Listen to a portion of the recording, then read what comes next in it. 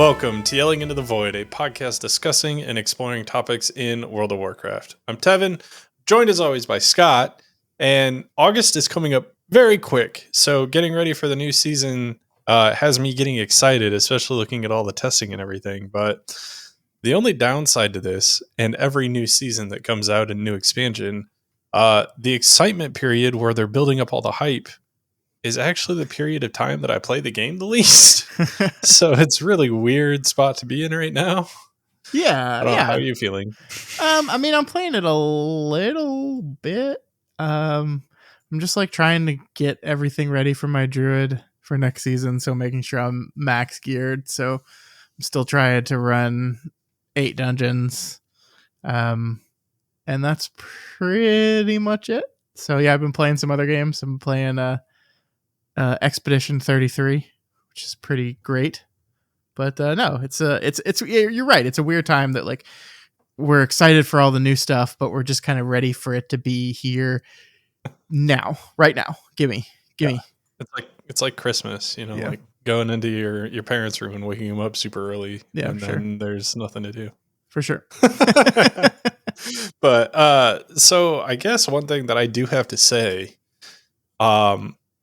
it came out literally the day after we recorded, but the day before we released our last episode. But I was right, and they did add an indicator to the final halls boss. So I just want to say I called that one, and it may not seem like it for you guys, but I said that before they released that shit. So called that one. Yep. The statues now have a little arrow that points in the general direction of which way they're traveling, which is good change. They also slightly nerfed some of the curses in that, which is what I was hoping they would do. It still seems like having a curse to spell in that dungeon is going to be very good, which is like a little disappointing. Like again, something we said last week, I'll say it again. One great thing about this season is that none of the dungeons were really comp dependent as far as which debuff removal you had. They all had magic debuffs, of course, but and there were some poisons in some dungeons that were better than others. There were some curse removals that were better than others, but really nothing that big. I think between Arakara and the poison damage that's going to be happening not only in the last boss, but on in the first room of that dungeon as well, and then the curses in Halls of Atonement, I think it's looking good for my rested druid. I guess I'll say that.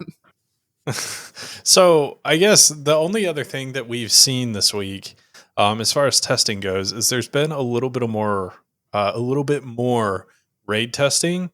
They've done mythic testing now. Yeah.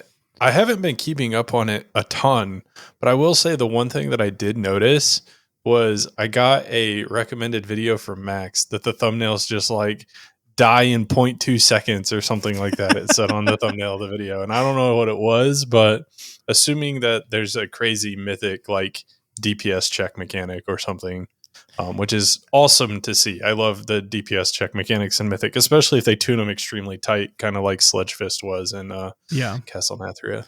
I've really consciously tried not to look too much into the raid. I'm like trying this whole new thing where obviously I'm still going to come prepared to the raid, but I'm not going to like obsessively learn every minute detail of every single boss before I even step foot in it. I'm trying that. I did look around a little bit, and it seems like from looking at the dungeon journal and the mythic testing that happened this week. So, we had in season 1, we had this situation where the first 4 mythic bosses were like considerably easier, right, than the rest of the raid. There was this huge spike right after the 4th boss. And they adjusted for that in season 2. And arguably, in some cases, some people thought that they went too far the other direction, right? Where some of the early bosses of Undermine are probably too hard for where they're at. And so basically the vibe I've been getting from what I've been reading and seeing is that it feels like, based on the testing, and again, testing numbers are never final, so this could certainly change, but it feels like they've corrected back the other direction, where the first 4 of this one will be closer to the first four in of the first raid of the season. Hopefully not quite as easy, but closer to that than of the situation on Undermine. So I mean, the difficulty curve of a raid is something they're constantly tinkering with, and it's very difficult. Like, you can plan it out, and then it doesn't happen quite the way you think. But I think that's, I guess, a little encouraging that maybe the curve is a little bit smoother. Maybe third time's a charm here. It went too easy in one direction, too hard in the other, and maybe this will be just right. But from what I've seen, like, the raid looks really, really sweet, and people have very, very good things to say about the two bosses, the penultimate two bosses leading to the final boss. Both those encounters seem really interesting and unique in fun ways. Yeah, I'm happy to hear it because I was a little bit worried that we were going to come off of a raid that had so much going for it, like in Undermine. And albeit, Gallywix was a little bit of a letdown and the end of the race or whatever, like, people were a bit disappointed in that. And Muggsy and One Arm Bandit were both extremely difficult bosses leading up to a final boss that wasn't anywhere near the difficulty of those. So, like, there were some stumbles, but Undermine had a lot going for it in the fact that it was a full-on goblin raid. Like, they nailed the aesthetic. And so just hearing that we're going into another raid where it kind of feels like they're nailing the aesthetic and they're getting the mechanics down to a point where it's like fun and challenging is really just reassuring. So I'm happy to hear all of the people who are playtesting give kudos to the devs, because really all I can say is all I want is a good, fun raid. I had my super flavor filled raid in Undermine. And so I don't expect them to do that every single season. So really what I expect from this raid is for it to just be fun and interesting and bring in some new mechanics that we haven't really had to deal with before. Yeah, I want it to be epic too. I mean, like, I'm not saying every raid needs to be epic, but like, this is the last raid of the expansion. It culminates in this fight against Dimensius. Like, it should feel big and important and epic. And the vibe I'm getting is that it has that feel. I will say one thing we are absolutely getting is a ridiculously overtuned final boss. Like, there's no way, right? They are gonna overcompensate so hard on Dimensius. I would not be surprised if he ends up being like one of the hardest bosses, because as much as they say, like, if you ask Blizzard in interviews, what they'll say is they were pretty happy with Gallywix, right? That, like, obviously it was disappointing for Race to World First purposes, but that the majority of people that do this content, that do get CE, were pretty happy with the difficulty of Gallywix. Maybe less so of the two bosses before, but most people that played and beat that boss outside of the race really enjoyed it. They enjoyed the fight. They enjoyed progging the fight. They enjoyed how the encounter works. And so Blizzard has been like, yeah, I know there was this unhappy little segment, but for the most part, everyone was happy with the tuning. Now Blizzard will say that. Of course, what they want ultimately is for the race to be tight and long and good, right? And so there's no way that they don't tune this boss incredibly tightly. They don't want to miss in the direction that they missed last time. So the odds are that they're going to miss in the opposite direction this time. Well, I will say, I think the problem that I had with the race in Undermine is the same problem a lot of people had who are pushing CE early on, and that One Arm Bandit and Muggsy were like the difficulty of a final boss, and Gallywix just was not. And so, like, you got over two massive hurdles, and then you get to Gallywix, and it's just kind of a fucking pushover compared to the other two. And I feel like that should never be the case, right? Like, the final boss should always, always, always, always be the hardest boss. Yeah. So I think agree. That's where I got a little bummed out. And they were trying something new last season, where, like, they were trying this, we're not going to put an entire phase of the fight in the dungeon journal, where it's just not going to be there. You're going to have to figure it out. And so I think in the idea of, like, okay, we're not going to give them the stuff ahead of time. They're going to have to figure it out on the fly or through pulls. Maybe we'll tune it a little bit easier because of that. And I think they just missed that mark a little bit. On the flip side, the dungeon journal for Dimensius is one of the longest, most detailed dungeon journals that has ever existed in World of Warcraft. And so, like, it becomes the point where you're like, is everything truly in this dungeon journal, or is this the biggest indicator that there's going to be a secret phase ever? Because if there's not a secret phase, then it's like literally the entire fight is just word for word in the dungeon journal. So I think that, like, while there's no testing, I think guilds are going to go into that fight with pretty clear strategy defined because it's just so detailed. I don't know. We'll see. That the other flip side of that is that they get to tune it much tougher. And I don't know. We'll see. Yeah. I hope it's a good race. Yeah. And I mean, knowing everything up front doesn't necessarily know how to resolve everything in the order in which everything's getting thrown at you. So there could be a lot of twists and turns there and a lot of overlapping mechanics that cause for issues too. Absolutely. So Absolutely. I hope the hidden mythic phase is Xalatath going, ha fuckers. And then you just have to fight Xalatath. That would be pretty sick. Yeah. Like Xalatath just shows up and she's like, actually, never mind. And then just starts fighting you. Well, it's like it would be the hidden final phase, right? So in the storyline of this phase, you have defeated Dimensius. That is what Xalatath was helping you for. That's why you were teaming up, is to defeat Dimensius. And so, like, the literal second that you've done that, she's like, all right, fuck y'all. I'm taking my dark heart back and doing whatever. That would be pretty sick. Yeah. All right. Well, to move forward, Scott, you did get played by the devs a little bit today. Do you want to explain to everybody what happened with your Valor Stones? Oh, oh yeah. So just today was announced that Valor Stones are not going to reset upon the start of the new season. So in past seasons, I guess just last season, right? Because I don't know if this worked with Flight Stones. It probably did. But in between season 1 and 2, your Valor Stones I think you just got converted to cash, and you started off at 0 with Valor Stones. It was just announced today, the 14th of July, that Valor Stones will not be deleted. So if you're sitting on 200 Valor Stones right now, at the flip of the season, you'll have 2,000. You'll have 2,000 Valor Stones at the flip of the season, and can immediately start upgrading your new shiny champion gear that you get from your world tour. Fuck. So I literally sent all 2,000 of my Valor Stones to my shaman on my main today because I was like, I don't need these. I'm not gonna use them. Oops. So I guess between now and August 5th, what I am doing is I am capping Valor Stones on my main. Hooray. Yay. It shouldn't be too hard to achieve, hopefully.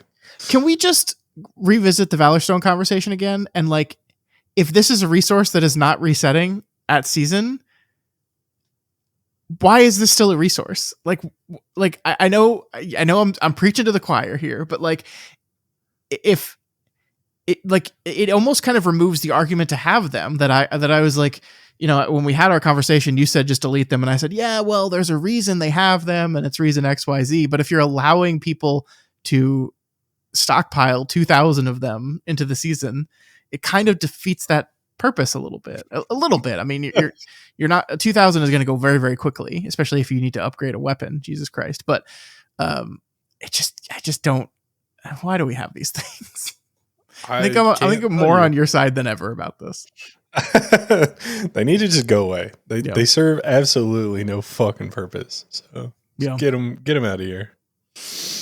But I guess to cap off the news section, and again, it's not that there's a lack of things that are happening right now, but there's kind of a lack of things that are important enough to talk about. Like, there's minor class tunings that are happening every week. Mm-hmm. There's nothing major that was really announced in this one. They did do kind of a pretty big hit to warrior tanks, but I think that was warranted, and we've talked about that in the past. They didn't revert anything with Unholy, so there's nothing to really cover there. So really nothing major. So the updates that we have this week, that I guess are worth noting. We got a player housing neighborhood update, kind of. It's not like an update, it's more of like a clarification on how neighborhoods are going to be working, and how that interacts with you and the people that you're going to be living by. So we'll go more into that here shortly. But outside of that, the only major updates are the Valor Stone change that Scott just announced, and they're changing how banks work. Banks are gonna essentially all work like warband banks. Yep. So instead of having like their own individual like bags and shit like that, and then the reagent bank being its own separate thing, just imagine your player bank is the exact same as your warband bank, just not between your warband. So. Yeah, and they finally got rid of void storage as well, which has just been this awkward leftover thing from the first version of the transmog system that it's like hasn't. I remember coming back to the game and then like looking at void storage and being like, wait a minute, if I just have a transmog menu, what is this for? And the answer was nothing, and it's just sat there since. So they're using this as a reason to finally delete that and get rid of it. So yeah, good. The bank situation was a little weird and confusing and archaic. The whole idea of putting bags in slots was weird. So now it's just simple, clean, obvious, and easy to understand. And this is likely going to result in you having significantly more bank space. I think you get just base, you get like 96 slots. That's without spending any gold at all. And then you can spend gold to get another tab of 96 slots. And I think you can buy like up to 5 of those or something like that. Yeah. All with increasing gold prices. So you're going to have more storage than you've ever had before. Yeah. In your bank. But you don't part have of that's losing bank. the reagent bank. Yeah.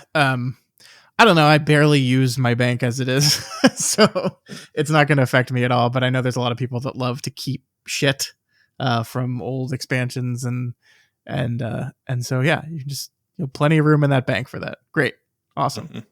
Mm-hmm. Well, I guess main section shit, Scott. Let's jump into the player housing announcement, because I think this is one, like, I have been excited for player housing since they've announced it. It is a system that I have been looking forward to a lot. And I know Scott was skeptical at the beginning, but I think every single announcement that we get about player housing is bringing him more and more and more on the side of my side of things. So, Scott, I guess, so essentially, to just rewind, the thing that they announced is kind of how you're going to be interacting with a neighborhood. And they made it very clear that you will be permanent neighbors with the people that you choose to be neighbors with, as long as everybody stays. But you can also move neighborhoods whenever you want. Yeah. So it isn't like every time you go to your house, there's going to be different people beside you, or anything like that. As long as everybody's happy where they're at, that's where everybody stays. And at any point you can change neighborhoods. And now I didn't actually read deeper into the article, but does this mean like if you have a guild neighborhood and you're by the people that you want to be by and you leave the guild, can you stay there? That I don't think they've said anything about. They have kind of so the way it's kind of implied is that the neighborhood that you set up for your guild will be. So yeah, they announced that there's. I just spilled hot tea all over myself, so that's great. But the basically the way they've said it will work is that you will have public neighborhoods, and then charter neighborhoods are the private versions of neighborhoods, and you could just have them, right? They don't have to be connected to guild at all, but you can connect a charter neighborhood to your guild, and that would allow for a couple things. Allow you to invite people to slots in your neighborhood via like your guild tab, and it also allows you to expand the neighborhood beyond 50 plots. So it's basically that's the other thing we learned, is that your neighborhood is made up of 50 plots. And the cool announcement here is that there's all different kinds of plots within the neighborhood, right? There's ones that are more focused together, so that's closer to like an urban thing where you're living very close to your neighbors. But if you're a more like want to be private and live off on your own, there's plots like there's one that they showed that's up on like a cliff, and there's one that's like in the middle of a forest. And they've also said that these zones will have different biomes in them, essentially. So if you want to live in a nice a happy forest version, you can. If you want to live in like a spooky Darkshire-esque version, you can. And that just you're basically, you go to a neighborhood, you pick a plot, and then you build your house on that plot. The one thing that's interesting is that if you're in a public neighborhood, so if you're like you're not part of a charter one, or you're not part of a guild neighborhood, whatever, basically the plots are first come, first serve. So a neighborhood opens, you go and you find the plot that's open for you. Now, the way they made it seem is like they want you to ultimately be able to get the plot that you want. So like if you're really obsessed with like the spooky Darkshore by yourself plot, but in your neighborhood that's completely full, what they've said is they're going to fill up a neighborhood and then spin off a new instance, essentially. Like as neighborhoods fill up, new instances will be spun off. And so you can just like play a waiting game, essentially, where it's like, all right, I'm in this house right now. I don't like this plot. I want a different place, but there's no open neighborhoods with that plot in it. I can just wait for a new one to open up, and then I can copy my entire house and everything over there instantly. Really, really easy. So like it all seems really cool. Yeah, I mean, like I wouldn't say like I was skeptical of housing. I guess what I was is just like, I don't care about this. And the neighborhoods idea was the one thing that made me go, ooh, that's interesting. That's fun. Like it's one of those things where you can like close your eyes and imagine the MMO part of an MMORPG a little bit, where you can just imagine like being in your neighborhood and seeing your friends and like chatting and socializing in a place that is smaller and thus inherently less chaotic and awful than trade chat. And I like that seemed really cool to me, and I got very excited, and every bit of news that they had in this announcement this week, like just continued to excite me with one exception, and we'll get to that. But I think it seems really cool. I love the way that it kind of dynamically grows for your guild. So like the worry was you have a guild neighborhood, it has 50 plots, but you have 70 members. Are you going to have to like B team it and say, sorry, you 20 people, you don't get a house in the neighborhood. You have to live elsewhere. But no, it seems like with guild charter neighborhoods, they will just grow it for your guild, which is really cool. Surely there's a maximum to that, because like there are some guilds with like 500 members. I'm sure there will be. Like but I guess there has to be characters. A maximum for everything. Yeah. Yeah. That doesn't necessarily mean 500 accounts, right? So yeah. I do have one other thing that I wonder about all of this.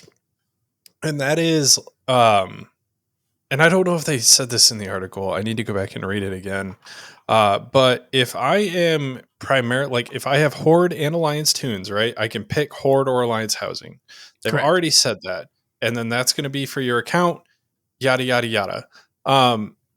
Do you pick the like outside architecture of your house? Like, can you have like a Horde house in a Elwyn Forest area, for example? Don't know. They have not said that. So one thing that is absolutely true is so far the only thing we've seen as far as the look exterior wise of your house is we've seen the Alliance version, which looks like an Elwyn Forest human house, and the Horde version, which looks like a Horde orc building. It looks like a barracks, or you just think of Warcraft 3, you think of World of Warcraft, think of Durotar, like it's those buildings. Now, are those going to be the only buildings? We just don't know. Like there's some shots, if like you look in the background of some shots, like you can see like a Blood Elf spire, and there's some shots on the Alliance side where you can see something that looks Night Elfy. I would be very surprised if they have this unlimited flexibility with the houses, and say, and even to the point where like if you don't like the Horde neighborhood look, you can just make your Horde character have an Alliance house, vice versa. Like, because I mean, you think about Undead, like this spooky Duskwood area would be like perfect for an Undead player, right? Well, that's Alliance, not Horde. So anyway, like they said they want that. They said that's the way they want it to work. I would be very surprised if they then said, oh, but you have to have a spiky orc house and nothing Yeah. else. Like it just wouldn't fit in my mind with the design goal. So my guess is going to be that you're going to be able to make a human looking house, a night elf looking house, an orc looking house, a tauren looking house, an undead look. My guess is that every single race will have an ability to make the exterior of your house match the architecture of that race. Now, is that going to be unlocked like natively, or is that going to be something you have to unlock? That I don't know. Yeah. Well, so I guess the other thing that I'm seeing when I look through this, um, is it's really just reinforcing what you just said. Like they've taken and copy and pasted the same house for Yeah. both the Horde and the Alliance stuff in each of these zones. But that So, doesn't mean that's the only available correct. thing. Yeah. I also do think, and this is just Blizzard being Blizzard, but the fact that they called it the Housing Organization of Azeroth, which is just HOA, like it makes me chuckle a little bit. So I'm pretty on board with that as well. I think that's pretty funny. Yep. The only other thing that I think is positive that we want to talk about with this, because I know you've got something that you want to call out, but there are these like endeavor things that happen, which just drastically change what the neighborhood looks like if you're undertaking one of the endeavors. And the example that they show here is it looks like you're in like a Goldshire-esque area, and then you take on this Valshara endeavor, and there's Valshara trees right in the middle of all of the like housing areas, and there's the like spiky red roots and everything, and some red glowing magic happening around it. So I think those are cool. It's gonna give you the ability to spice things up. I'm assuming there's gonna be things for like Halloween and stuff like that that you can take on, and will really allow the people who are running the neighborhood, if it's a guild neighborhood, for example, or maybe it's a collective of people who like vote on it, but to really like make it festive, I guess is the best way to put it, for the time period and like what you guys are attempting to accomplish. Yeah, this is a really cool idea, because like one of the things that excited me about the neighborhoods idea is this idea of community, and like a community within community. Like we're all World of Warcraft players, but we have these communities that are our guilds. Is there an opportunity to make it feel more world like, where we have our guilds, but we can also have other people, and our neighbors could be this unique community we have. But like I think you sit down and like that sounds great, but if you don't like, if there's and saying force is the wrong word, but if there's like no incentive to like coexist and commune with people in your community, then it's just not going to be anything. And like as much as Final Fantasy 14 houses are cool, like do people in the neighborhoods, in the instance neighborhoods in Final Fantasy 14, like interact with each other in any real way? Not really. I mean, they have like events inside of houses, and they have their weird nightclub shit, and that's fine. That's good. Like it's like I'm glad that people are taking it upon themselves to do that themselves, but having a system that kind of incentivizes or pushes players towards interacting with each other, cooperating with each other, playing the game with each other, or playing a version of the game with each other, I think is really, really good. So I think another good thing about this is that they are keeping this to housing. Like you do these things, and the rewards for that are housing rewards. You get decorations, you get increased decoration limit, and other things like that. Which increased I guess is decoration limit. The one thing that Scott's going to want to talk about here. But you're getting specific housing related items for interacting with the housing stuff. And so like it's rewarding the people who want to continue to do this content with stuff for this content, which is the best way to do it. Like if they tied player power to this, that would be a no-go. If they tied like you imagine raid progression to this, that would be a no-go. So like this is the best way for them to go about it. Upgrade your artifact weapon by getting a table. Yeah, you have to build a special table in your house to upgrade your weapon. Yeah. And you have to hit. So, by the way that they're doing this is it's kind of like a renown track thing. You do these endeavors, you get I'm just going to call it rep. I don't remember what exactly they call it, but you'll fill up your renown, and there's a renown track, and at each point in the renown track, you unlock different items, and then, like I said, you get the increased decoration limit and yada yada yada. So that is kind of how they're doing this. Outside of that, we have also, I'm pretty sure, been told that you're going to be able to make decorations with some professions as well. That Yes. might be Yeah. agnostic to some of the stuff that's happening here with the endeavors and this reputation system. Yeah. So that's good as well. I don't think neighborhood favor, which is what the renown system is called, is going to be the only place you can get decorations for your house. It's going to be all over the place. It's going to be old raids. It's going to be old trade skilling. Like they've said specifically, like, are you a classic leather worker? Well, there's going to be something that only you with your classic leatherworking skill can make. Are you a Wrath of the Lich King jewel crafter? There's going to be something unique that you can make for housing. So yeah, the options here are really limitless. And of course, the last one is, do you have a credit card? Because there definitely will be furniture in the cash shop. But yeah, so this, I think that overall the neighborhood favor system is a good idea. It ties very closely with the endeavor system. That's the endeavors are how you get favor, as you said. And my understanding is the endeavors are kind of things all over the place, right? They're things specific to housing, like if the endeavor has specific to housing, but there are some certain endeavors that are like, do raids or mythic dungeons. So like if you are not interested in like just playing the housing game, you can still get favor through your housing to increase your housing size or whatever you want to do. So this is the thing that's interesting to me. So it's a renown track, like we know renown tracks, but the one screenshot we have, yes, has 3 different pieces of furniture you get at favor level 7.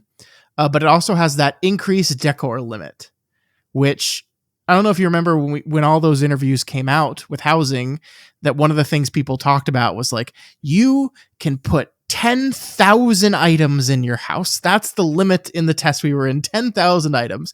And we were kind of like, I don't think that they're going to let people put 10,000 items in their house. I guess I should not be surprised that they are going to kind of gamify this, where you're going to start with a certain number of items in your house and you're going to have to do endeavors to earn favor to increase that limit. I think this is fine for the most part, except my question here is, what's it set at, right?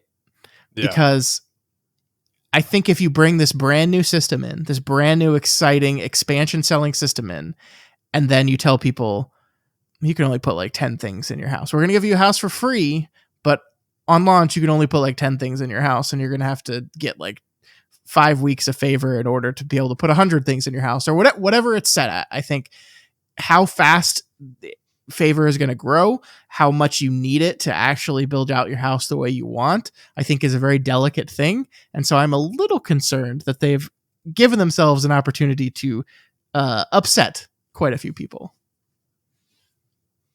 Yeah, I agree. I think that whatever the starting point is and how quickly you can increase that is key. I also wonder if you're going to have the ability to increase it outside of the favor system, because again, if it's all tied to something that you can only do over a certain amount of time, then we need to actually call a spade here and say, okay, well, this isn't actually what it is.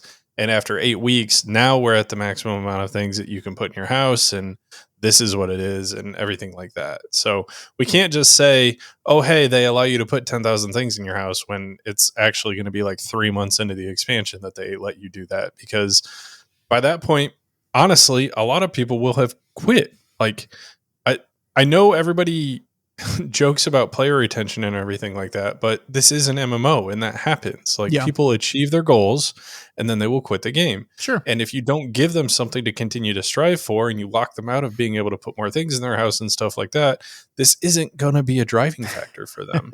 So we need to make sure that it's done well, and done kind of methodically Yeah. if we're going to talk about reducing the amount of things that people can put in and then gradually increasing that. Yeah. So. I agree. And I am encouraged by everything I've seen. I still think the idea of neighborhoods, especially private neighborhoods, seems really, really cool to me, that this is an opportunity to like just see, like, because I mean, we hang out as guildies all the time, but you don't really hang out, like, you have stopped hanging out as guildies in the world a long time ago. It's mostly just in voice chat shooting the shit with each other, and that's fine. I think that's good. But like getting an opportunity to like just be in the world together, like truly like in the world where like even when you're like with your 10 guildies and you're in Dornegal, you're really not seeing each other. This is half the time you're in a different layer or whatever anyway. So this is an opportunity to just like see people in your group just going about their business. Like I'm the type of person that I would definitely want to live in a plot in the city center. Like I would want to be close to the center, because that's just the type of person I am. But like, I think it's cool that they're building stuff for those type of people, and that they're building stuff for the type of people that like want to be way the hell out in the corner, and Mm-hmm. you have to like get special invitation to come over. That's the other thing they mentioned here that I don't think they had said before, was that you can control entry to both the interior of your house and the exterior of your house. So if you don't want people on your lawn, you can just prevent people from coming on your lawn. And those are two separate things. So you can have like, you can just say all friends on my friends list can come in my house, and on my lawn, and you can set lawn to like certain periods for certain times, and it's just like it's all very intuitive and easy to switch and toggle. I just think that's important. One question I don't have is like in this neighborhood system, like who's ultimate, like in a private neighborhood, presumably whoever started the charter and is like the neighborhood president is the one that controls things within it. But like in a public neighborhood, let's say you're like in a cul-de-sac and one of your neighbors is like the fucking worst. You like he's harassing you and being awful, right? Is there an opportunity of like collectively and democratically removing that person from the neighborhood? Is that a thing we can do, or do we have no other choice but to pick up and leave and go somewhere else? Right? I don't know. Yeah. So the only inkling that we get between private and public neighborhoods here goes back to endeavors. So I don't know the answer to that, but it shows here in a private neighborhood, they can choose which endeavors they do. Public neighborhoods will just randomly be given endeavors. Yeah. And then it also says neighborhood size will play a factor in these things, as well as neighborhood activity. So if you're in a 50-player neighborhood, you will have to do more than a 10-player neighborhood. Makes sense. But if you're in a 50-player neighborhood and only 20 people are active, in theory, the game will be scaling that down to a 20-player-ish thing. Yeah. So this is completely off topic from what you asked, but this is the only information that we have about kind of like the underworkings of how things and decisions are made. So to answer your question, I don't know, but given that they're already thinking about this stuff with endeavors, I'm hopeful that they have thought about something like that as well. Yeah, and I think the other thing about private neighborhoods that we don't know yet is like it says there's a minimum group size and that there's a minimum occupancy that you need to maintain a private neighborhood. We don't know what that number's at, right? So I assume like the creation of a private neighborhood will work very similar to how like a guild is created now, where you need a certain set of players probably signing a charter or something, and until you get that number of players, the neighborhood won't be created. I am wondering, the thing with guilds though is once you have those 10 players, you can run a guild with one person in it forever. It doesn't seem like that's going to be the case with neighborhoods, which makes sense. They have to spin up a whole new instance of this giant zone that can fit 50 houses in it every time they make a new neighborhood, so they want to kind of control how many of those there are. What's the number though, right? Is it 10? Is it 5? Like, you know, we play with a fairly decent group of people, but like they also tend to quit and then come back. Like how when it says minimum occupancy, like if my account's inactive, is my house still there? I mean, that's one thing they've said, right? Is that like in trying to draw the difference between like the Final Fantasy 14 housing system is like in 14, if you quit the game, you can lose your house eventually. They've said that they're not going to do that. So like, are we good? Are we good as long as like we find 10 people and those 10 people make their houses in our neighborhood and then 9 of them quit, but their houses are still technically in our neighborhood. They haven't moved their house somewhere else. Are we just good? I don't know. It's going to be really interesting to see kind of how those numbers shake out in the end. Mm-hmm. Well, as far as neighborhoods are concerned, if you guys haven't read this article and looked at the pictures that are in here, I highly, highly, highly recommend it. It is actually a Blizzard, a Blizzard article on the World of Warcraft website. It is not a Wowhead article that I'm reading all of this on. So I would go check out the Blizzard article on this because there are some very interesting nuances here. And it goes into depth on everything that we've just talked about here. So if you've got more questions, that'd be the first place that I'd point you to. And they have a lot of good screenshots here that will really answer a lot of questions, I think, for a lot of people. So they did say that there's going to be NPCs at the city center of each of these neighborhoods. But what NPCs, Kevin? Yeah. I saw that there were going to be traveling NPCs, like for the renown track. I didn't know if they were going to be permanent NPCs. Oh, yeah. You'll find a dynamic central hub with both NPC activity and endeavors. Mm-hmm. Interesting. I thought that it was just the traveling NPCs. So is it going to be Bang? Is it going to be Oxenosh? I said auction house really weird there, but you know what I meant. The other question I have for this is like, presumably we're going to get like a hearth to your neighborhood. Oh, sure. Button, right? Is it going to also one of these Horde pictures looks like there's a summoning stone in here. Yeah. So I'm guessing the way you bring people to your neighborhood is via the summoning stone. That would make sense. The question is like, where does your neighborhood Hearthstone go? I kind of hope it doesn't go right in front of your house. I kind of hope it drops you to like city center and then you have to travel to your house from there. I know some people will probably be like, that's inconvenient. I don't like that. But it also like kind of encourages you to like walk through your neighborhood or ride through your neighborhood a little bit and maybe see like, oh, there's a new person living there, or oh, what's this endeavor going on? Like if you just port back to your house every time and you're like one of the people living on the side of a cliff in the middle of nowhere, you're just never going to see anything. So I think it would make sense if your hearth like takes you to the city center and not you're right in front of your house, but or even in your house. I don't know. We'll see. Yeah, I agree. I also am a little confused. If you look at this picture that has the summoning stone in it, there's actually 2. There's one right outside the house, and then there's one presumably out on its own. So I almost wonder if each house is going to have its own like summon to area or what's going on there. That was my read, that they were just like, there's another right. It's because it's right in the lower right hand side of the screenshot. So my assumption is right out of frame there is another house. And so we're just seeing 2 houses close to each other.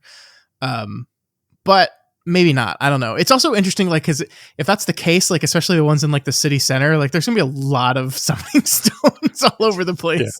Yeah. I feel like there should just be one. That should look a little cluttered and ridiculous. Yeah. Or maybe it's really just like a decoration. It's just a exterior house decoration and it doesn't function at all. I don't know. Mm-hmm.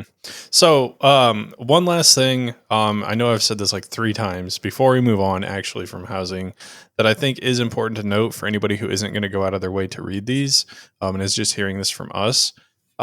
There's variety. There's a lot of variety. Like Scott said, there's different biomes. When we first got housing announced, it sounded like we were going to have just Duertar and just Elwyn Forest like areas.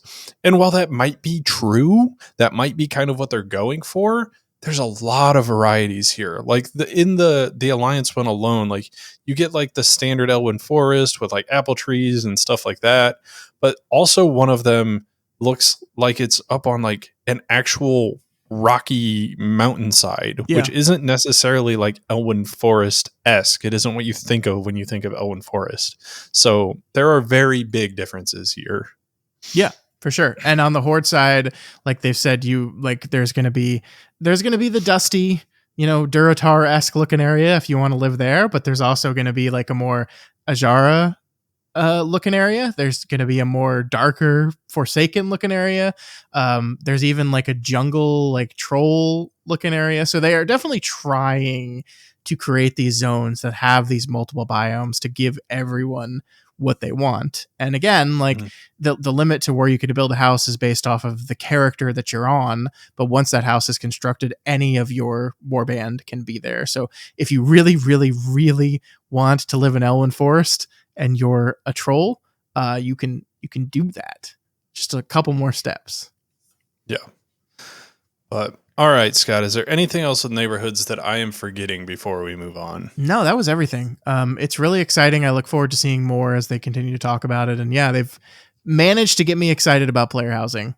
So I will continue to tip my hat to them for doing that, because I could not have cared less about the system. Ever in any of the games I've played over the years. I've never really cared about any of this.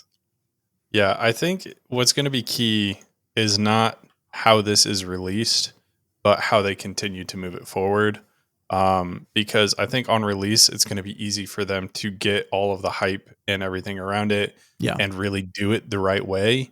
But how is this going to interact with, 5 expansions from now? I think is really going to be key to making sure that we keep an eye on how player housing is going. Yeah. I can't wait until we kill Xalatath and she drops like a shoe rack. And we're like, what? Yeah, for all of the shoes she doesn't wear. Yeah, thank you. That's the joke. No, I don't even know. Like, surely there's going to be some awesome rewards from killing some of these end bosses, right? Like, surely when you kill a mythic end boss, like, you're gonna get something epic to put in your house. Surely. What if you can, next to your Onyxia head, you can put Xalatath's feet in just hang them on your wall.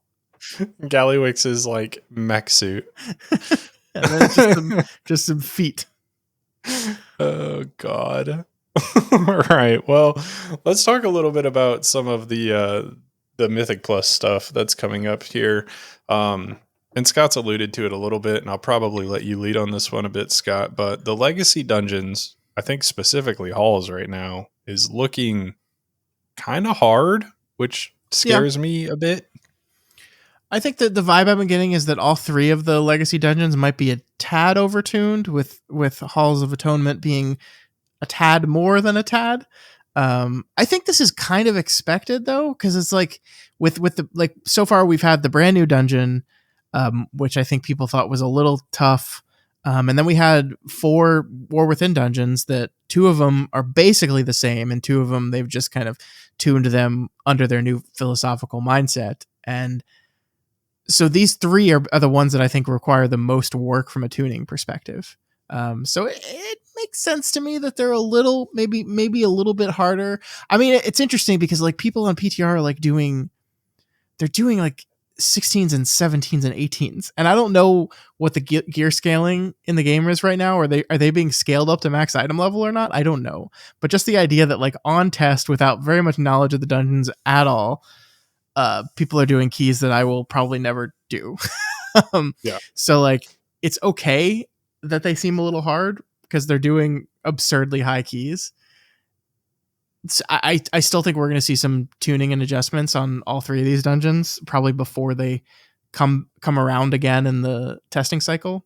But I'm not concerned. I'm just reporting what I see. I don't think there's any need for concern here. I think this is just part of testing, and we'll see.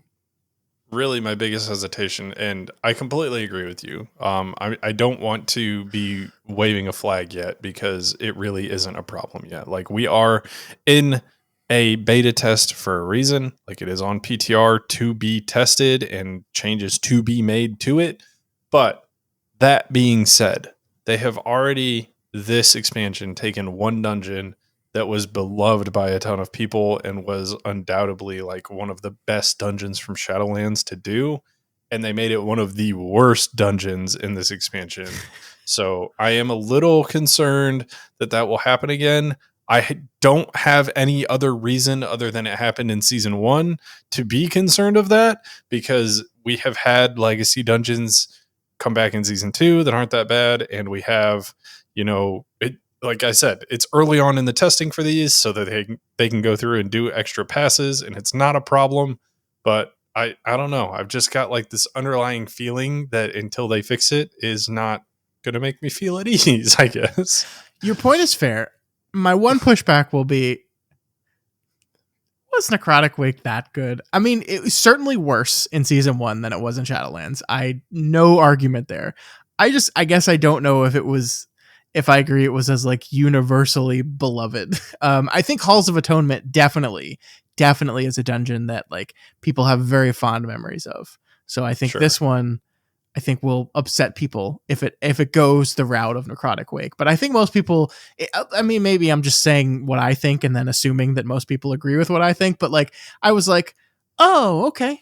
Well, yeah, I'll do that one again. I didn't hate that one. Sure. Okay. It wasn't Spires. Yeah. Of course, everyone knows my favorite dungeon is Spires of Ascension. No, my favorite dungeon is Sanguine Depths. Everyone knows this. I love the depths. No, it's a great dungeon. Shut up. The depths. I do. The first boss sucks ass. It's easy. But as far as other legacy dungeons are concerned, I think that Tazesh, we've went over a couple of the changes that were implemented in it last week, but I think generally all of the changes I've seen to Tazesh now, I think I've seen pretty much all of them. I don't think I have any complaints. I think that a lot of what they have done is good. The first boss, they solved my biggest annoyance with that, and that's the rotating shield. Yeah. But the first boss still has another problem, right? And it's a visual problem, and one that they didn't ever get right in Shadowlands that hopefully they will get right now with their increased visual tools. But when you have to go pick up your weapon, it's hard to see when there's a bunch of other shit on the ground. Mm-hmm. So hopefully that'll get resolved. But as far as like annoyances in the fight, I think the shield was way more annoying for anybody who played a range class than the weapon bullshit was. The visual clarity shit, by the way, is awesome. Like just like the once again the swirlies and the new version of them, like seeing them in old dungeons, like just like we got them in season 2 and kind of got used to them in the 8 dungeons that we play, and then just like seeing an old Shadowlands dungeon and just remembering what it looked like before and now seeing what it looks like now with the new swirlies and that kind of stuff. It's like, man, this is so much better. This is so much better. It's night and day. Along the lines of all the visual clarity stuff, I am hopeful that they continue adding in these additional indicators for things that didn't initially have indicators. Yep. I called out the one in Halls last week, but surely there's more I'm forgetting. Like I'm pretty sure there's a breath attack from the dragon boss in Tazesh. So if that had some sort of indicator, that'd be cool. Or does it already? I don't remember. It had one already. I think it's a little easier to see now for sure. Okay. Yeah. So I'm hopeful that they continue to add in additional indicators rather than just fixing the old ones as well, because there are things that it's old MMO design, right? Like look at the boss, dumbass, and see where they're facing, and it's not necessarily that easy anymore. So hopefully they continue to add those things in. Other than that though, legacy dungeons, like I said with Tazesh, I think they're looking pretty good. I think like I said, changes are looking good. It's just going to be making sure that they kind of hit the tuning in a relatively good spot. It doesn't have to be perfect. They can make changes once it comes out, but a relatively good spot is really what we should be aiming for here. Yeah. I mean, it's this really difficult line to thread, right? Because you want to make it like we talked about this before, but just to reiterate, once something is live, you cannot make it harder, right? Like that's just like the general rule of thumb here, especially in this competitive mode that is Mythic Plus. Like it's not saying it's never been done. Like there's definitely been things that have been just broken or not functioning correctly that they had to fix. There's been moments they actually took time away from a timer when they just thought it was too easy, but those are very, very few and far between. almost across the board, the only thing you can do once a dungeon has been released in production, in production, I've been too used to work talk. Once it is live, the only thing you can do is nerf it. And so they have to thread this line where they want to make it hard enough to where they haven't made them too easy to start with, but they also need to be fast with the adjustments once it's out. They need to pull the trigger on those once the data has proven out that it is a problem, that this is overly challenging at the key level. Nerf it. And like ultimately, I think one of the reasons they had so much success, take in mind everything I just said with a grain of salt, that is the reason why season 2 had so much success is because they ultimately made the dungeons overall easier and then let the infinite scaling system bring the difficulty. And that is, I think, like it is okay that a 2 is really easy. It is okay. You want to just eventually pile on the difficulty in the scaling system. So, and it felt like, going through from, building a key on 5 different characters, essentially, going from 2 was all the way up to 10 on those characters. Like you definitely like got to a point where you like felt that the difficulty curve felt very, very fair. Was it a little bit too easy for me? Yes. Because I'm used to playing at a little bit of a higher level. So like I really didn't feel keys really get hard until you hit 10. And even then 10s were still pretty simple. It was really the 12s is where I first start to go like, oh, I kind of have to know what I'm doing here. And that felt fair for me. And different levels are going to feel fair for everyone else. But the curve of that, I think, felt ultimately very good. And so that's what they need to nail at the end of the day. Yeah, and I hopefully think that they are going that route. The fact that the best of the best players are on PTR doing 18s kind of makes me feel like they might have at least nailed some of that already. Yeah. Because we're talking best of the best players with probably best of the best gear, which, on live, what's the highest key that's been done? Like 22. Maybe 5. Yeah, 5 levels higher than an 18 or whatever. 4 levels higher. So yeah, I don't know. Maybe they're doing all right already. So Yeah. we'll see how it goes. It's so funny to see that though, that just like, yeah, I'm just going to pop on PTR and do an 18 real quick. And, and they're not like, I would say that they're not timing the 18s consistently. Most of the time they're not, but they're also not worried about that. They're not trying to, they're just testing things out and trying different talent builds and that kind of thing. So yeah. I don't know. It's funny to see though, because I'm just like, oh, I've never been in one that high, and you're doing it on the test server. Yeah, seeing how scaling fucks you is a very good idea coming into a new season for somebody who's going to be pushing high keys, because you know what I mean? That's going to be your wall, right? That's going to be the first thing you run into is, okay, how do we need to game the system to survive a one shot that we otherwise wouldn't be able to? So yeah, no, true, makes sense. True. Yep. All right, Scott. Going to take a little bit of a detour from news stuff. And I kind of wanted to talk about something that's going to be a little bit more of a discussion. Oh, I love these. For you and I. So we have this game, World of Warcraft, that we play and we love, and we want to see it become as best as it can be. And we know the next 2 expansions that are coming up. But that being said, what does the future look like for this game that was created in 2004? And what does the future look like, honestly, for the classic version of this game too? Because I think that is something that, I mean, you and I don't cover classic very much. When we first started the show, we were playing Kata, and we, thought we had this idea that we might continue to do some classic stuff. It kind of fell through. So what does classic look like in the future? And the reason I want to ask this is because I think we had one of these episodes maybe like 6+ months ago. And I want to see kind of how we're feeling now. Like, has anything been made better? And is there anything that we still feel like needs to improve? And so I guess let's start with classic, because I think that that's an easier can of worms to open, because retail is this like vast unknown, where classic is we're just going back through things that we've already done before. So I Yeah. guess I'll let you start off with classic. Well, I think the one big question when you talk about classic is how far are we going to go with the continuous moving through the expansion line version of classic, right? Mists of Pandaria is coming out next week. We will be in that for a year, probably, maybe a little more than a year. Are we going to go to Warlords of Draenor? Are we going to go to Legion? Is there? Everyone joked when they first made it clear that Classic was going to advance to Wrath of the Lich King and beyond. Everyone joked about Shadowlands Classic, right?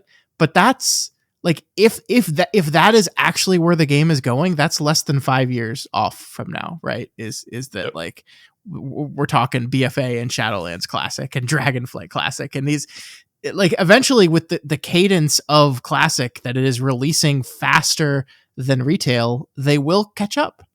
And is that going to be something we want? Are we going to have to draw the line somewhere? And where are we going to draw the line? Is it here? Because we talked about maybe it's Wrath of the Lich King and then they did Cataclysm. And then we talked about maybe it's Cataclysm and then they did Mist of Pandaria. And it's like, okay, so is it here? Is it MoP? Is it Warlords of Draenor? Is it Legion? Because like, I don't know, to me, Legion Classic just feels silly. And I say this as a person that didn't play Legion and would actually, and I'm very interested in Legion Remix and getting to relive a thing I didn't play and might even be interested in it from a classic perspective. Probably not though. But like, I don't know where this ends. And I think it has to end somewhere. Like the easy thing to say here is, oh, well, it's going to end when people stop playing it.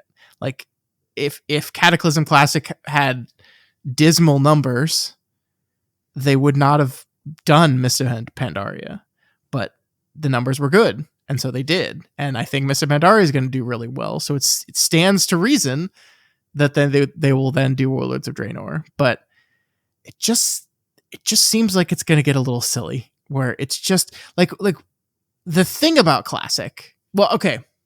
This is a really interesting discussion. I know I've been talking the entire time. Sorry, but I'll finish this up and let you talk. You're fine. The thing about Classic is I think there are kind of two modes of why people like to participate in this. The first mode is just the version of the game that exists in vanilla and TBC and Lich King to an extent is so fundamentally different from the version of the game that exists now that it is essentially a different game, and therefore Blizzard offering two versions of their game as long as there's people that want to participate in it makes perfect sense.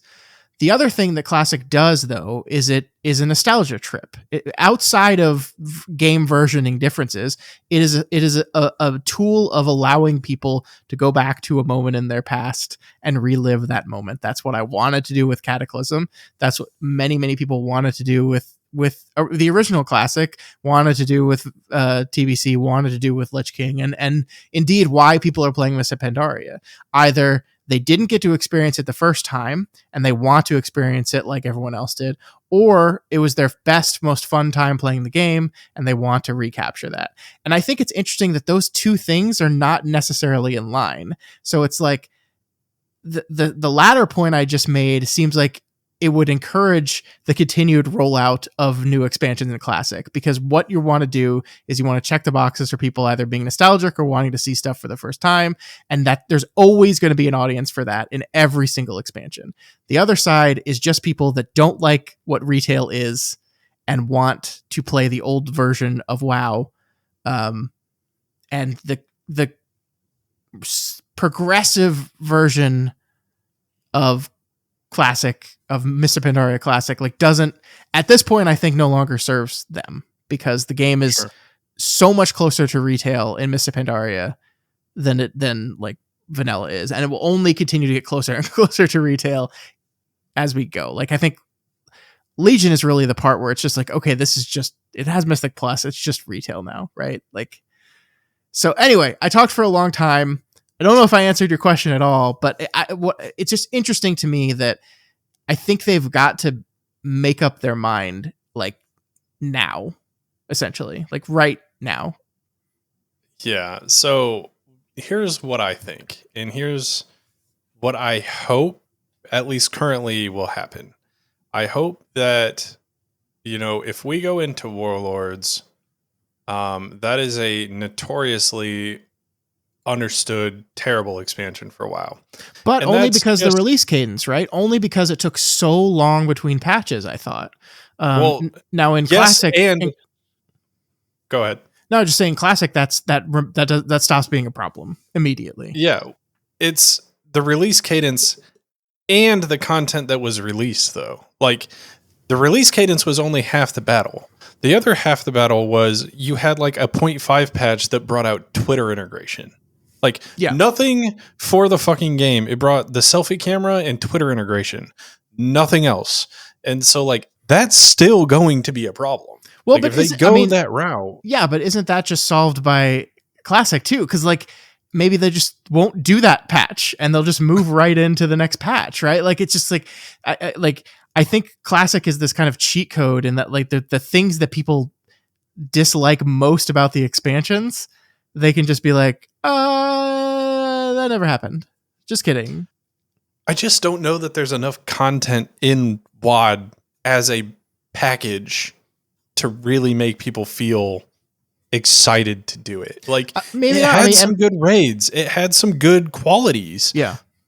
But it also had a lot missing from it, just in general. And maybe so ultimately when they get to WAD Classic, it's instead of a year or a 15-month cadence, whatever. I don't actually know what Cataclysm was, but like instead of that, it's just 8 months. It's like maybe they just accelerate the cadence for that one. They have to be careful with this because you want to give people time to do the raids and farm up and stuff. So you don't want to release stuff too fast, but I could see it just being a shorter time with WAD before you move on to Legion. Yeah. Well, I can tell you this, Scott. I got a notification that we had our anniversary, the creation of this show on our podcast hosting stuff. So that means that Cataclysm was right about a year long. If we're talking about it now and a couple weeks ago, I got that anniversary notification. So I just looked it up. Cataclassic launched on May 20th. So it's actually, it'll be 14 months between Kata and MOP. Okay, yeah. I mean, that makes sense because we started a little late in Kata. It's kind of crazy, though, that like if in retail we're now doing an 18-month cadence with expansions, and in Classic we're going to do like a 14 to 15-month cadence, like it's not actually that much faster. No, it's not. But the thing is it can be accelerated more, right? Like, they don't have to feel with retail. They have to feel beholden that we need to have at least enough content to cover 18 months, right? And we have to do that. But in Classic, they can be like, okay, well, people are starting to like die out. Numbers are going down. Let's just shorten this patch and we'll release it a little bit early. And so, Kata may have been 15 months, but then we get into Warlords of Draenor and people are starting to peter out or whatever. Maybe we're in 13 month, maybe we're in 12-month territory. Yeah. And so they, like you said, the fact that it is Classic allows them to potentially solve these problems, which is why I want to have this discussion. Like, what does Classic become at this point? Because like the rate at which we are going, and I think the rate at which they are going to have to go to continue what they are currently doing, Classic just becomes retail in not very far into the future. Yeah. And at that point, why have the game be splintered still? Yeah. I think the solution to this is something that you and I have talked about extensively, maybe not on the podcast, but just in general. Like, if people want this Classic thing to be Classic, we need vanilla servers, which we have. Leave those, keep them, do whatever you want with them. Maybe they have like 2-year round like wipes or something like that, and you restart. Whatever. Make sure you keep those. The next thing that you need is we need to talk about a Classic Plus. Yes. Because that is going to bring people who don't just want to play the old game as it was at that point, but they want to play the old game with some new thought out direction and kind of stay true to what the old game was combat wise, but has a completely different turn to it instead of just following along the same expansions we've already experienced. Yeah. And I think that for Classic to continue to live, like those are the things that we need to be looking at instead of just, okay, we're going to keep re-rolling out the content that we've already released. We're going to do the easiest thing that we possibly can. Because again, that Classic version becomes retail very quickly. Very, very quickly. Yeah. I mean, I agree, because like the danger here is you splinter the player base so much, right? If you you close your eyes and kind of envision what a world looks like. So we have retail, we have classic era that is just going to stay on vanilla forever, because people like that. And I agree with you that it should have like some sort of periodic server refresh or something. Then you have classic. I don't know what we're calling the mop version of classic, like that just like, let's just call classic progression. Servers. Yeah. Like classic progression that is just, it's going to continue the way it is. Each new server after each new expansion after 12 to 14 months or whatever. Then yeah, I think there's this classic plus idea that was Season of Discovery. That's like a lot of different games. That's a lot of different versions of the game, and that might be too much. But I don't, you don't want to take away anything from anyone, because there's a person sitting there playing Mist Inventory Classic right now that is like, I can't wait for WoD Classic, and I really want them to do that.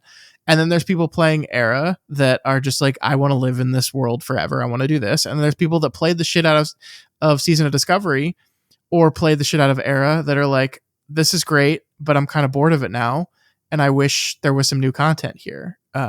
So I mean, and you played this game, so correct me if I'm wrong. Like old school RuneScape, is that the version of the game they did that was like, this is the original version of RuneScape, but we're going to change it periodically?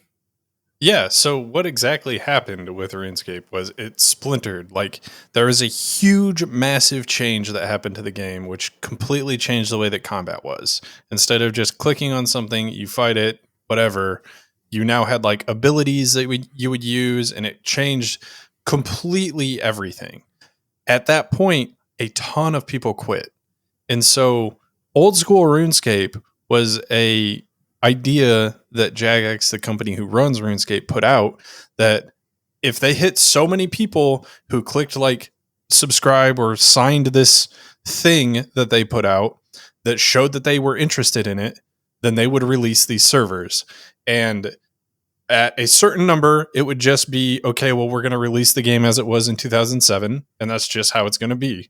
At a certain number higher than that, they were like, okay, well, we'll have a small team dedicated to it, and it will get, small updates. At a number higher than that, it was, we'll have a full-on team dedicated to old school RuneScape.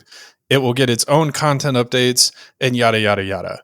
Well, they only hit the second number. They only hit the small team dedicated to it. But what they saw was the interest was there. And so they did their first update. And it brought so many people to old school RuneScape that they continued to do these things. And now it has its full on like own team. Mm-hmm. And so I think Blizzard could do the same thing where they do this like test the waters kind of thing like they did with SOD, where they have like a small team dedicated to it, kind of release this new stuff. And SOD finally did it, right? Like they finally released like a full on completely new raid. It wasn't reusing anything. It wasn't like, it was its own completely new thing. And I think people for the most part loved it. And so I think that gives a push to Blizzard to kind of do the same thing that old school RuneScape did and put more development work into this instead of just saying, okay, well, here's an ability people loved from the retail version of the game, let's just put Star Surge or Starfall into the base game and we'll just make it work through this rune system. Like, actually having content updates, I think, is going to be the core thing for this like Classic Plus that we're talking about. Yeah, I mean, I think Season of Discovery was a fun idea, but like ultimately that's exactly what you said, whereas it just took ideas from the future of the game and found a way to push them into the classic version of the game, which some people really, really liked. And then some people were like, well, this isn't vanilla World of Warcraft anymore. Like, this isn't what I want Classic Plus to be. And that's the big problem with Classic Plus, is if you get like 50 players in a room and ask them all what they want Classic Plus to be, like each of one of them is going to give a different answer. But I do think there is some merit to this, that just the general idea that this is something that people want and that would be good. Cause I've watched like the number of people that went back to like era, just like the 20th anniversary servers, and just went and like did the classic thing all over again, even though they did it like 5 years ago. And it's like, oh, we're going to do it all. And I'm like, I was forced to pay attention to that to a point where I was like, okay. Maybe this is finally worth them actually spending time and money on it, because like the versions of Classic they've had, it's like this is profitable for us, but we want to run it on minimal expense, right? And so this would be a version of the game that is, they actually have to do extensive development, not just like systems development, but art asset development, which takes forever and is expensive. Like all these things that like they would prefer not to have to do unless they're sure the money is there. I'm starting to see the argument that the money might be there. Because one thing we haven't talked about, this one thing that's happening now, I've not like seen it myself, but people are talking about it, is there is this kind of mass exodus of WoW players, probably like WoW Classic players more specifically, to RuneScape. There's a lot of content creators specifically that are like classic WoW content creators that are quitting the game to go try out old school RuneScape and play that. So like, if you want to retain those people, if you want to find a way to bring those people back, Classic Plus is the exact thing that you would do with that. I don't think it's ever going to be for me, but maybe I'd be wrong. Maybe like that is the type of thing that would get me to want to deal with vanilla again. I don't know. Mm-hmm. Yeah, I definitely think that Blizzard needs to stop ignoring old school RuneScape. I think that for too long, they've just assumed that the games are so drastically different that they're not actually in the same vein. And I think that we're getting to a point where that's culminating to the fact that they need to start paying attention and maybe stealing some of the ideas from Jagex on how to create and maintain a successful, true to itself old version of your game while still giving it new, fresh updates. Because at this point, like nobody has ever done it successfully better than Jagex. So if they're serious about this, that's what they need to be paying attention to. Yeah, and that's serious development. That's big time. Like I think, to be honest with you, I don't even know if they're working on that right now, because like I think one thing we saw is they had, like during Cataclysm, it was felt especially that like the majority of the classic WoW dev team was working on Season of Discovery, which makes sense. They were adding new systems, they were doing new things, they were actually having to design. Whereas Cataclysm Classic was basically just set it up, test it, and then let it run. And they really didn't have to do much of anything in there. But I think we're already seeing in Mists of Pandaria, with the number of class changes and balancing things they've done in MoP, it indicates to me that those SOD devs, though they're back working on MoP, and they have time and bandwidth to be like, can we fix some stuff? Can we fix some problem areas? So I don't know if that's that they're really working on something like this, but I agree with you. I think it should be, and I say this not as a person who really wants it myself again, but as a person who thinks it's best for the health of the game, that ultimately they need to figure out a way to do this in a way that I think the people want. Because again, people really love classic WoW. Like people just really love the classic version of this game, and it was a great game, don't get me wrong. Like it was a great game. I loved it when I played it originally back many years ago, and I'm good. I experienced that, and I don't need to go back, but a lot of people want to. So I think they have to pay attention to it for sure. I think we're seeing that. I think from the long tail of classic World of Warcraft has been Blizzard saying you don't actually want this, to developing significant amount of time and resources to it. And that's like slowly over time, it's been the numbers and the money and the people convincing them that we're just continually wrong about what the interest in this game is. Yeah.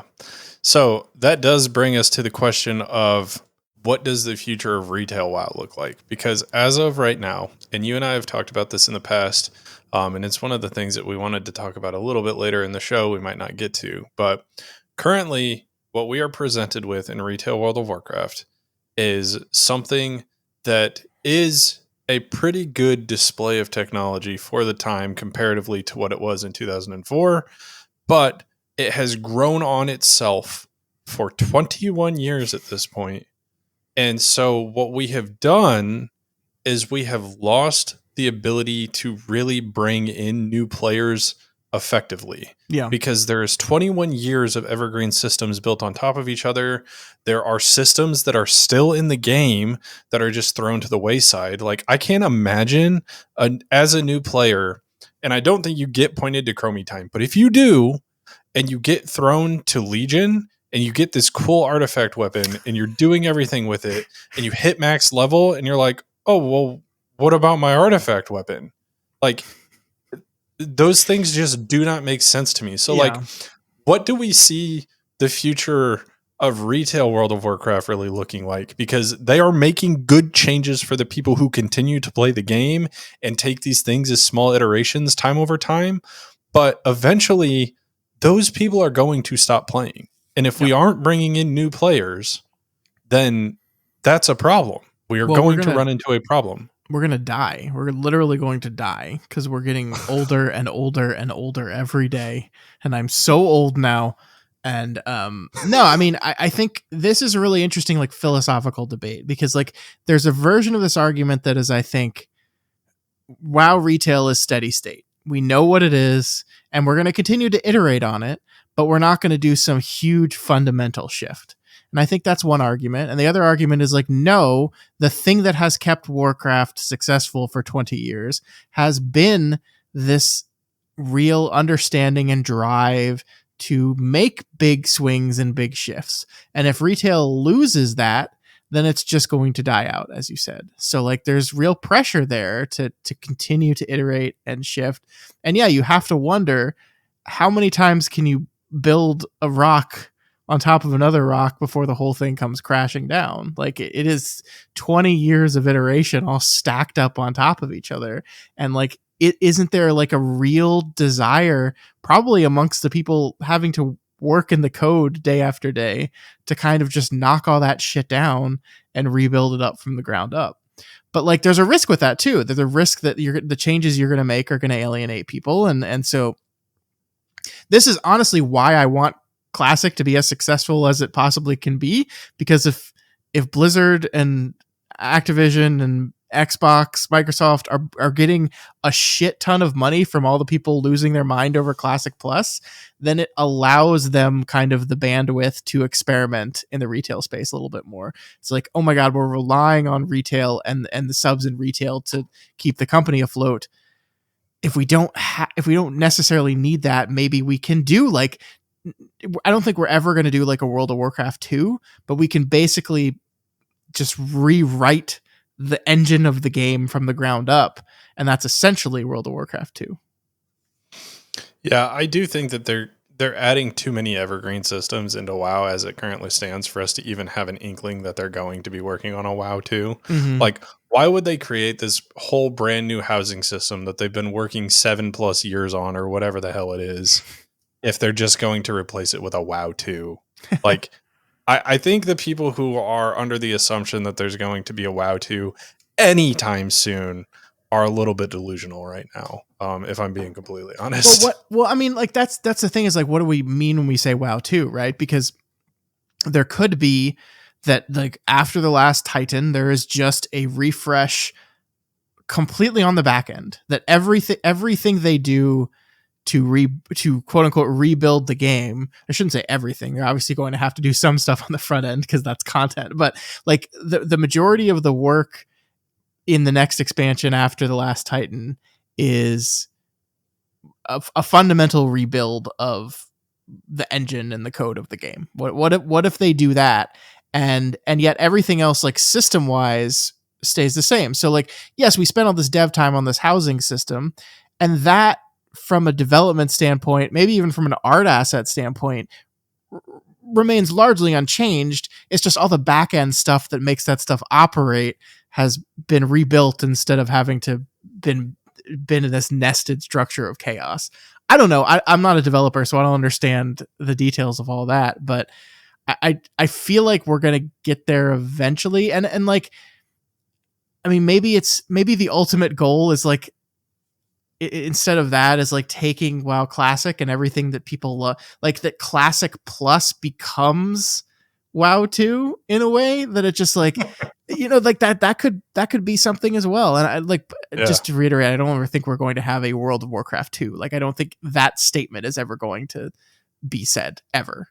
That's not the way this game works, and I don't think that's the way the industry works anymore. But I don't know. There's lots of opportunity here to do some really interesting things, I think, because like, I mean, like if you give me a version of retail in a world that is entirely new to me, and I do get to like explore the entire world, and it does still have these end game systems that I adore, I think that's pretty exciting. Yeah, I definitely think so. And I almost wonder, like, they could go the Final Fantasy route too, where it's like they end a story or whatever, and then they go try to do their own completely new, like, spin up of a new story and a new area and a new everything.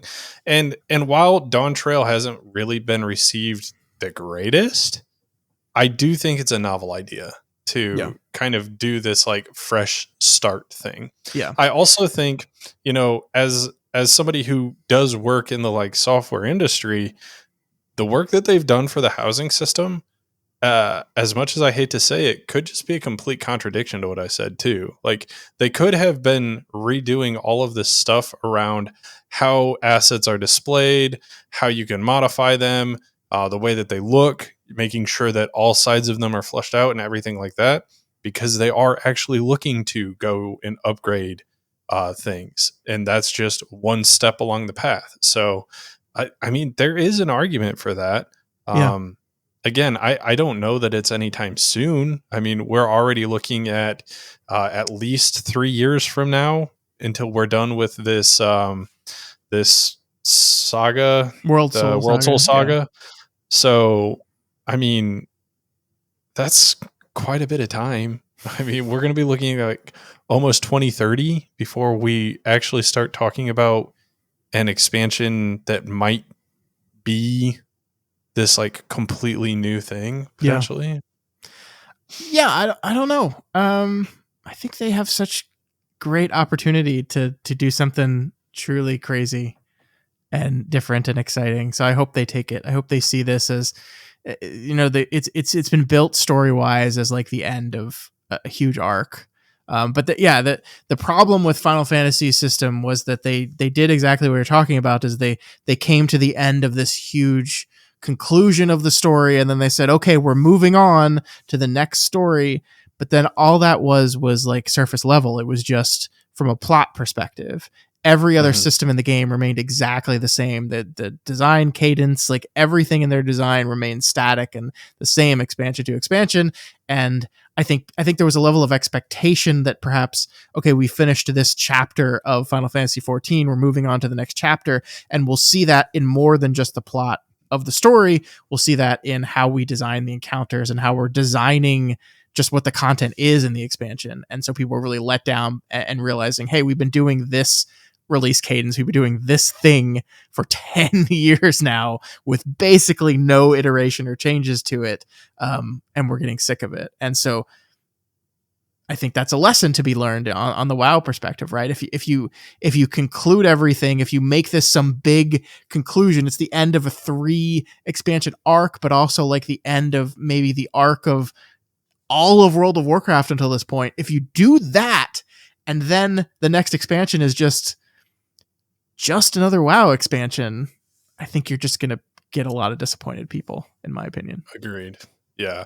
Yeah. And I mean, it would have to be something major if we want to wrap everything up. Like, be done with Azeroth kind of levels. Like, Yeah. go to a completely new world kind of levels and Yeah. not be able to come back. It's Because there's one thing that we've always been able to do in WoW, and you can do in 14, and I think might be another pin in the detriments part of what Dawn Trail is. But you can always still go back to the old stuff. yeah. And if we really want a fresh slate, like, a fresh slate means a completely fresh slate. And that means potentially not being able to go back to the things that you could before, Yeah. or doing it in a way that is not necessarily canon. Because right now, like, canonically, you can just go back to all of the places that we've been to.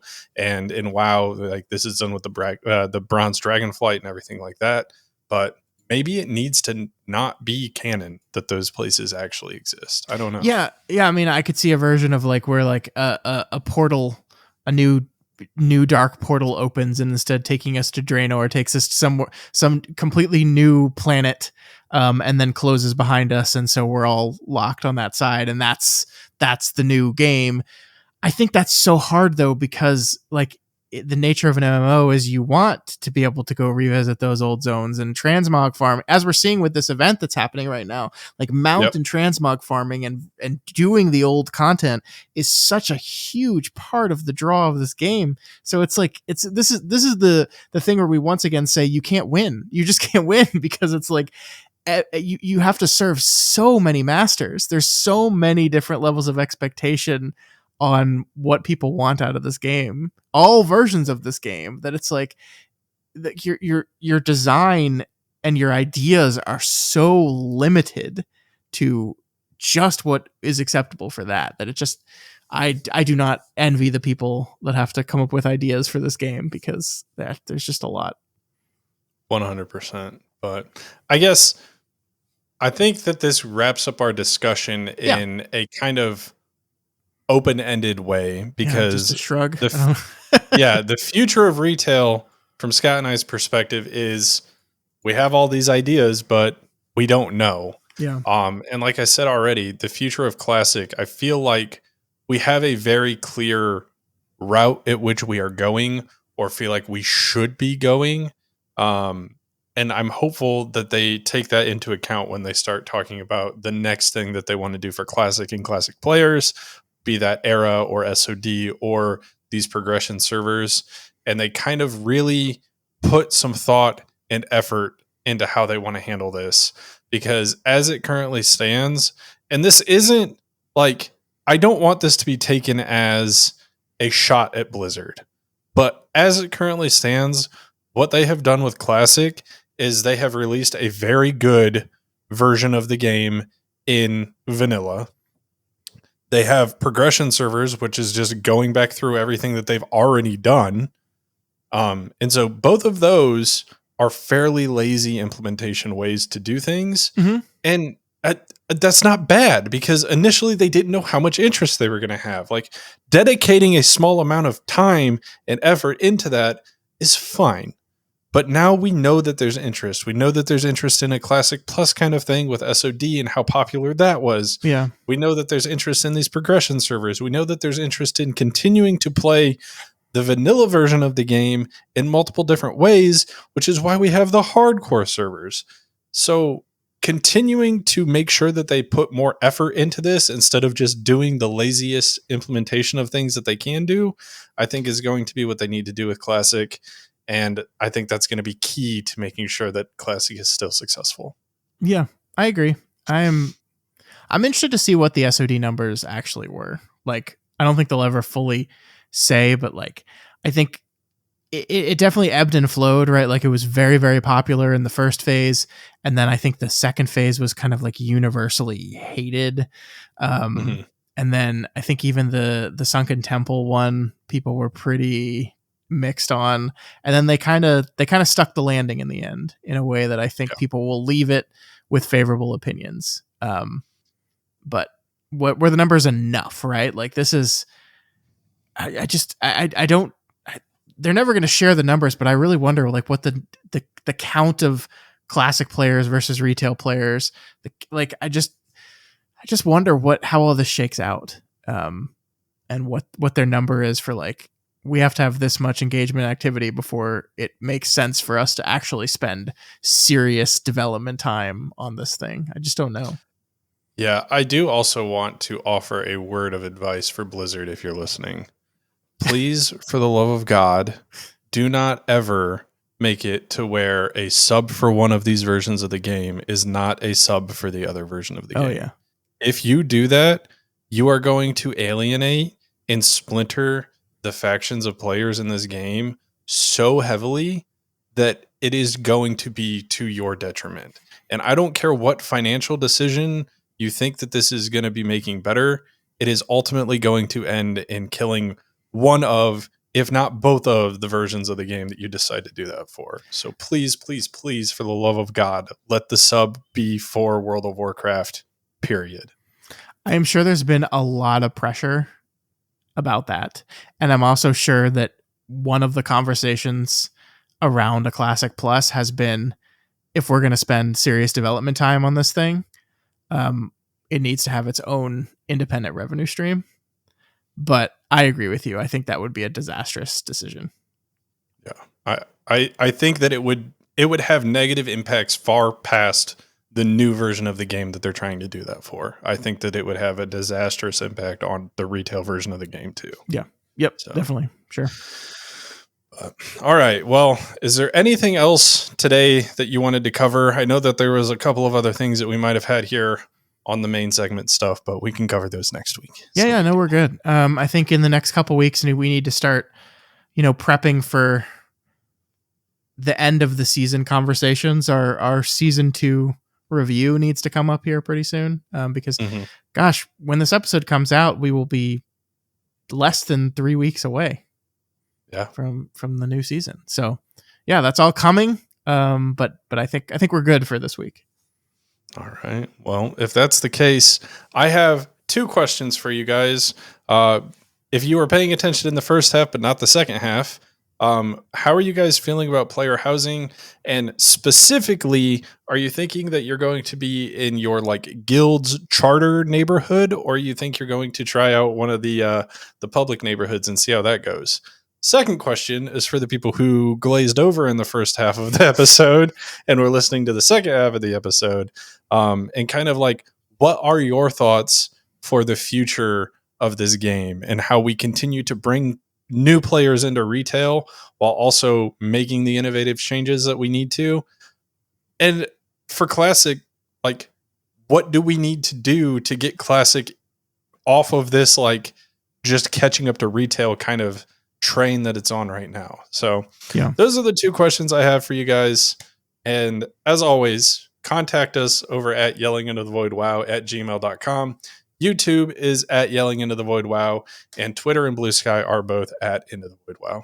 And if you are not already subscribed to this podcast, please make sure you do so. You can find us on iTunes, Spotify, YouTube, and pretty much anywhere else in the world podcasts can be found. Tevin, do you think we'll be able to like toilet paper people's houses in our neighborhood? Because I think that functionality needs to exist.